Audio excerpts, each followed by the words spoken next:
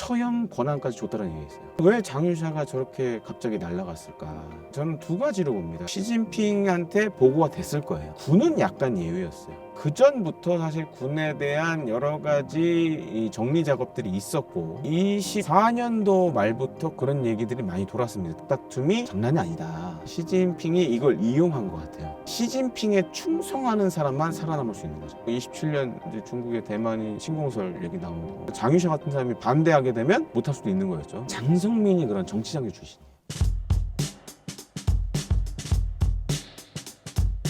안녕하십니까, 김대영 군사평론가입니다. 지금 유튜브에서 대영제국이라는 국방, 그다음에 방위산업 관련 채널을 운영 중에 있고요. 또 K-디펜스 뉴스라는 방위산업 국방 전문 매체도 운영 중에 있습니다.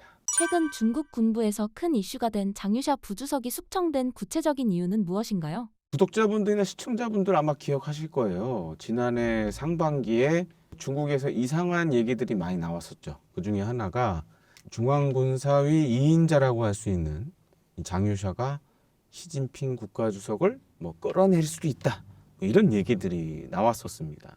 사실 저는 이제 그것 때문에 중국도 실제로 갔었는데 실제로 중국 베이징의 분위기는 그것하고는 완전히 달랐었어요. 중국 내 분위기는 이제 그런 장유샤가 그런 정도의 힘을 갖고 있지는 않다. 그리고 장유샤가 사실은 이제 시진핑보다는 나이가 많습니다. 그래서 이제 호용호제하는 사이다. 그리고 사실은 이 백그라운드가 좀 비슷한 부분이 많아요. 아버지들이 사실 이제 당의 원로였고, 그다음에 이제 군의 원로였고, 이런 공통점들이 있었고, 둘 다 그런 이제 배경을 갖고 있다 보니 굉장히 절친한 사이다. 라는 얘기들이 많이 나왔습니다.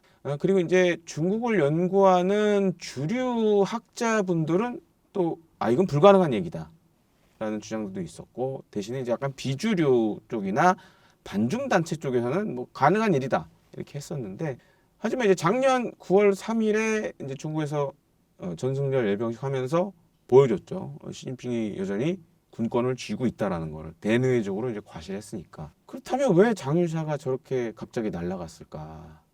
저는 두 가지로 봅니다. 우선은 어찌 됐든 그런 썰은 계속적으로 시진핑한테 보고가 됐을 거예요. 그러니까 이런 소문이 돌고 있다. 그러면은 물론 호용호제하는 사이지만 의심의 눈초리를 볼 수밖에 없죠. 또 한 가지로는 시진핑이 집권 이후에 당과 정은 어느 정도 시진핑 1인 체제로 정리가 그동안 돼 있었습니다. 시간이 흐르면서 하나 두 개씩 정리를 했었는데 군은 약간 예외였어요.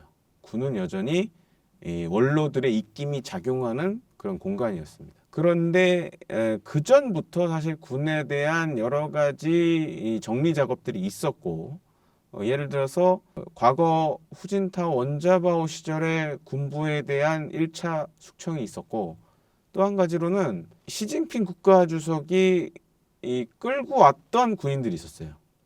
이 사람들도 사실 이제 부정부패라는 걸 다 연관이 돼 있어서 이것 때문에 한번 날아갔었고, 그래서 지금 한 3차례 혹은 4차례 정도 이렇게 일종의 이제 숙군 작업을 해왔었는데, 이번이 거의 마지막이라고 봐야 될 것 같아요. 그래서 이제는 장유샤마저도 날려버렸고, 그러니까 이 숙청 과정이 어떻게 진행이 됐냐면, 중국 인민해방군은 우리 군하고 좀 많이 다릅니다.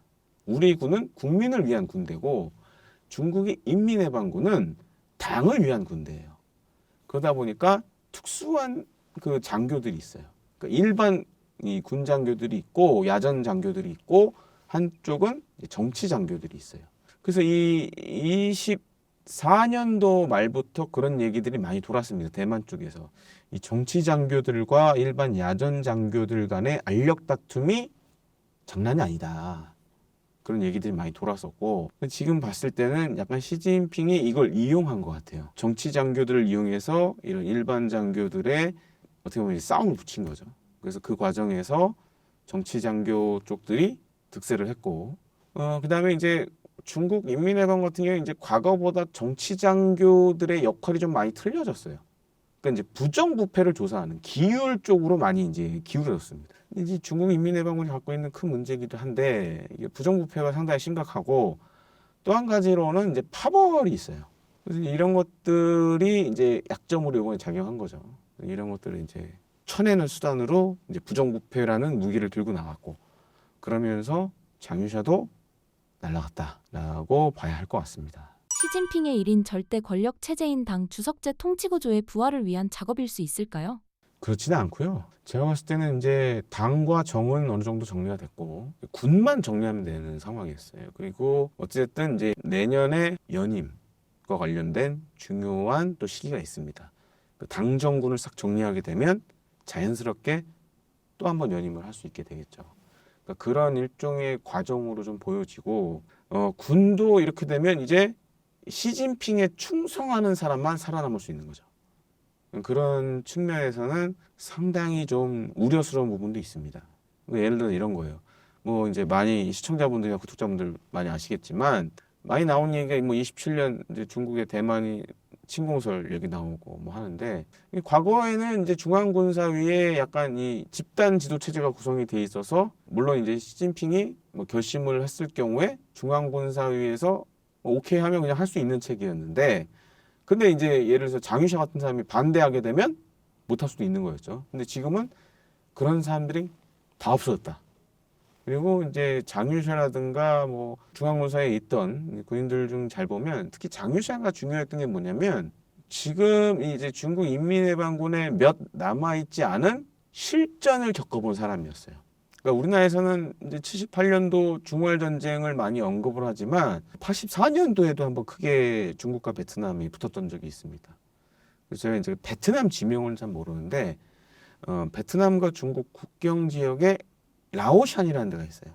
우리 한자로 하면 노산이라는 일종의 이제 산이 있는 산악 지역인데, 그때 한번 크게 붙었던 적이 있었어요. 중국군도 한 2개 사단 정도 이상을 동원했었고, 베트남군도 그때 한 그 정도 규모로. 그래서 중국이 먼저 공격을 했고, 베트남이 이제 방어를 했고, 다시 베트남이 역습할 때 중국이 방어를 하고, 뭐 이런 식으로.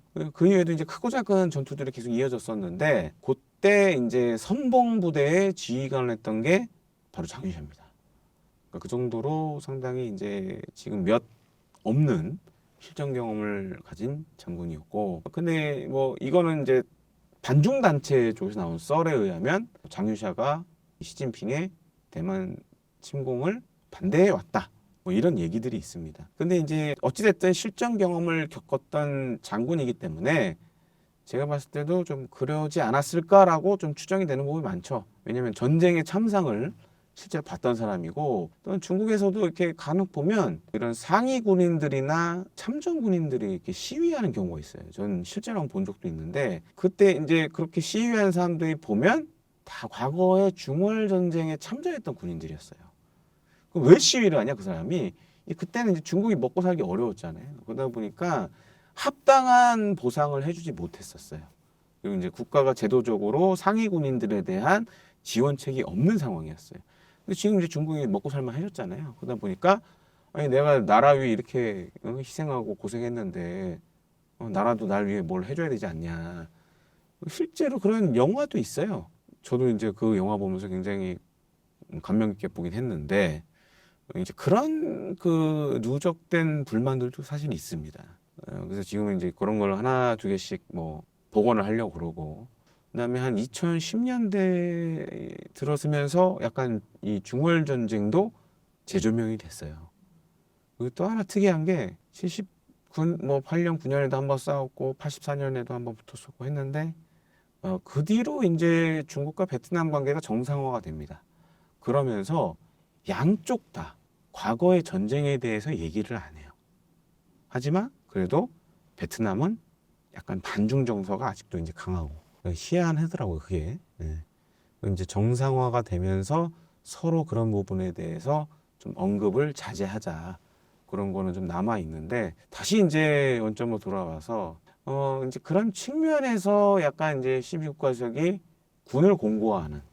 그리고 잘 보시면 시진핑이 당과 정을 자기 1인 체제로 만들었다 그래도 군이 나서면 다 엎어버릴 수 있죠. 그래서 이제 이런 것들을 좀 두려워했던 것 같아요. 그래서 이런 정리 작업을 하지 않았나 생각이 되죠. 최근 장유샤 부주석의 실각설 이후 오히려 군부 내 장유샤 사단이나 태자당 세력이 결집해 시진핑 주석에게 대반격을 시도할 가능성이 제기되고 있습니다. 현재 중국 군부 내부의 기류가 얼마나 심상치 않습니까? 제가 봤을 때 이것도 이제 반중 단체에서 이렇게 나오는 얘기인데 뭐 이런 얘기도 있습니다. 그러니까 지금 이렇게 중국이 뭔가 정보가 오픈되거나 언론의 자유가 있는 나라가 아니다 보니까 상상의 영역에 의존하는 부분이 굉장히 많아요. 그래서 뭐 저도 이런 얘기에 대해서 뭐 100% 확신할 수는 없지만 지금 이번에 이 장유샤라든지 여러 군인들을 정리하는 과정에서 당에 있는 기율 조직들이 굉장히 세게 움직였다라는 얘기도 있고 심지어 이런 얘기도 있습니다. 그 즉결 처형 권한까지 줬다는 얘기가 있어요. 그 체포할 때 만약에 반항하면 그 자리 현장에서 사살할 수 있는 그런 권한까지 줬다라는 뭐 소문도 나오고 있습니다. 그렇게 따져봤을 땐 그 앞선 얘기들이 다 의미가 없는 거죠. 제가 봤을 때도 그랬을 가능성이 높지 않나. 왜냐하면은 이제 시진핑 집권 이후에 그런 이제 부정부패와의 전쟁을 광범위하게 벌이고 있어요. 그러다 보니까 이제 여러 가지 문제들도 생기죠. 그래서 이제 지난해 중국 당과 정부에서 나온 정책 중에 하나가 뭐냐면 공산당이나 정부의 주요 이제 고위 관료들은 하급 간부들도 마찬가지예요. 예를 들어서 이제 저녁에 뭐 친구랑 저녁 식사를 한다. 그러면 윗사람한테 허가를 받아야 됐어요. 그 작년부터 시행이 됐어요. 생각해 보세요. 그러면 이제 허락 받고 친구를 만난다야 되는 문제도 있고 누구랑 만나냐라고 물어볼 거 아니에요. 그러니까 이것도 어떤 이제 부정부패를 줄이기 위한 작업 중에 하나인데 예를 들어서 이제 그런 과정에서 청탁이나 이런 게 있을 수 있잖아요. 뭐 뇌물을 받을 수도 있고. 이제 구독자분들, 시청자분들 아시겠지만 중국에서 뇌물 받는 액수 같은 경우에 우리나라하고는 비교도 안 될 정도로 어마어마한 금액이 많이 나와요. 그러다 보니까 이런 것들이 이제 제약이 생기다 보니 당장 먼저 타격을 받는 산업이 바로 요식업이었어요. 그래서 실제로 이제 작년부터 이렇게 베이징 가보면 큰 식당들이 문 닫는 경우가 되게 많았어요. 그러니까 약간 이제 비싼 식당들 이런데. 왜냐면은 사실 이제 중국 인민은 돈이 없지만 중국 정부는 돈이 많잖아요. 그러다 보니까 그런 정부에서 밥 먹는 돈이 어마어마했는데 이런 것들이 사실 이제 시진핑 집권이 많이 줄어들었죠. 예를 들어서 뭐 반찬 가지수도 뭐 몇 개 이상 먹지 말아라. 뭐 이런 것도 있었고. 그다음에 이제 음식 낭비가 워낙 심하다 보니 이런 것도 줄여야 된다. 그래서 저도 이제 중국에서 이렇게 결혼식 가보면 놀랬던 게 뭐냐면 결혼식 되게 성대하게 하잖아요. 막 음식이 막 너무 많이 나오니까 결국에는 이제 음식 그릇 위로 음식이 올라가는 그런 경향도 있었어요. 지금은 이제 시진핑 집권 이후에 그런 거 전 사회적으로 버리는 음식 줄여야 된다. 가짓수 줄여야 된다. 이런 것들도 있고. 그러다 보니 요식업이 많이 타격을 받았죠. 그리고 이제 경제도 그렇게 안 좋다 보니 그런 게 굉장히 심해지고 있는 상황이다라고 봐야 될 것 같습니다. 월스트리트 저널 보도에 따르면 장유샤가 중국의 핵개발 관련 기밀을 미국에 유출했다고 하는데 2인자인 부주석이 그런 일을 벌였다는 것이 가능한 일인가요? 월스트리트 저널 보도 같은 경우에는 이것도 사실 이제 주류 학계에 계신 분들하고 약간 이제 그 외에 중국을 연구하시는 분들 좀 시각 차이가 있어요. 이런 얘기가 있습니다. 이 지금 장유샤 숙청과 관련돼서 일종의 명분을 만들려고 외국에 약간 흘린 거 아니냐, 일종의 이제 없는 얘기를 만들어서 흘렸다라는 썰도 있어요. 그리고 이제 물론 장유샤가 중앙군사위의 고위직이었지만 사실 중국의 핵개발과 관련된 거는 또 다른 부서가 맡고 있습니다. 이게 군도 연관이 돼 있지만 원자력 개발 쪽과도 연관이 돼 있어요. 그래서 일각에서는 좀 신빙성이 낮다. 그러니까 이제 일종의 장유샤 숙청과 관련된 일종의 이유를 하나 만든 거 아니냐라고 얘기하시는 분들도 있고, 저도 사실 중국 인민해방군 관련돼서 지금도 계속 보고 있지만 요건 약간 반신반의해요. 뭐 예를 들어서 이전에 로켓군과 관련된 것들은 뭐 약간 신빙성이 있는 것도 있었지만 핵을 중앙군사의 장유샤가 다 할 수는 없거든요. 네, 그래서 이제 요거는 좀 반반이라고 봐야 할 것 같습니다. 현재 중앙군사위원회에 시진핑과 장성민 2명만 남게 되었는데 결국 위원회가 시진핑 독주 체제로 가는 것일까요? 그 제가 앞서 말씀드렸죠. 정치 장교와 일반 장교들이 치고받고 싸웠다. 그걸 뭐 시진핑이 좀 이용을 했고 장성민이 그런 정치 장교 출신이에요. 근데 이제 그동안의 정치 장교들은 이런 거였어요. 군대 내에서 우리로 치면 약간 정훈 장교 같은 거였어요. 정신교육 뭐 이런 쪽이었고, 그 다음에 군내 감찰. 근데 요즘 정치 장교들은 이 부정부패 기율 쪽에 좀 많이 있다라고 보시면 되겠습니다. 그러니까 장성민이 약간 그런 지금 시스템의 일종의 장을 맡고 있다라고 생각하시면 돼요. 그러니까 이 장성민 같은 경우에는 좀 이력이 특이합니다. 일반 군인이었다가 정치 장교로 갔다가 이렇게 성장한 스타일이에요. 그러다 보니 지금 이제 군 기율 쪽으로 굉장히 큰 중책을 맡고 있고. 근데 이렇게 따져 보면 뭐 군의 작전이라던가 이런 것과는 좀 상관이 없는 사람이에요. 그러니까 어떻게 보면 이제 시진핑 1인 독재 체제가 군내 독재 체제가 강화됐다라고 봐야 할 것 같습니다.